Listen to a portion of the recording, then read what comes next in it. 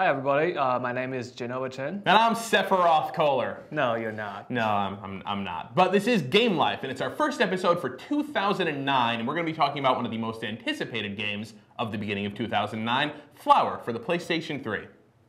That's very flattering.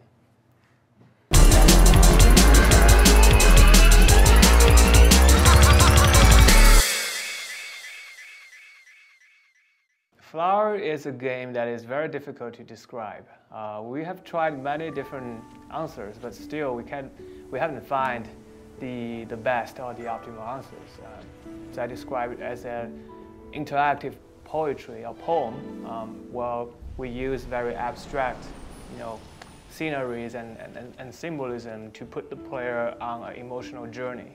You go through a series of dreams from these urban flowers. In this apartment, there's a bunch of flowers living there.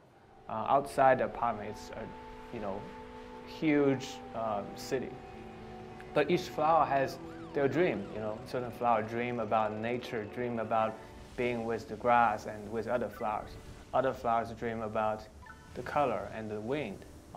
So the player is really this role of dream fulfiller. You go into each flower's dream and you get to perform what they desired and then to heal them. And by doing so, the apartment that these flower lives in gets to be improved. We designed Flower to be a very accessible game because we feel anytime you provide a new experience, there will be new audiences. There might be people who you never considered should be a gamer, might be a good fit for the game. So we wanted to make the control really simple. So if you look at the screen, the control of the game does not rely on anything on the controller. It's not from the sticks, it's not from the button.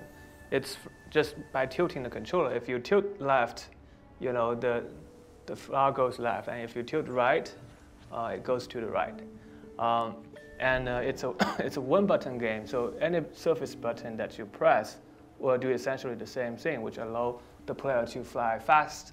If you release your button, then it slows down.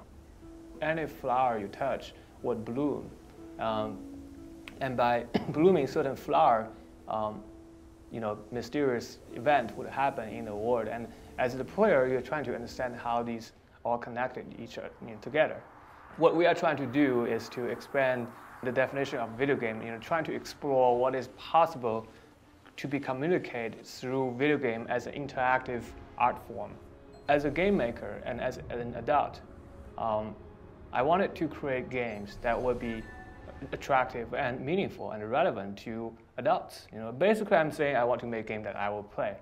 It's very selfish, but I think that's how most of the things works. Our philosophy is to try to expand, the possible emotional experience that video game can communicate beyond, the traditional adrenaline rush, the stimulation and the competition and the fun and the coolness, but to find what is out there and what has already been accomplished by other medium in the past.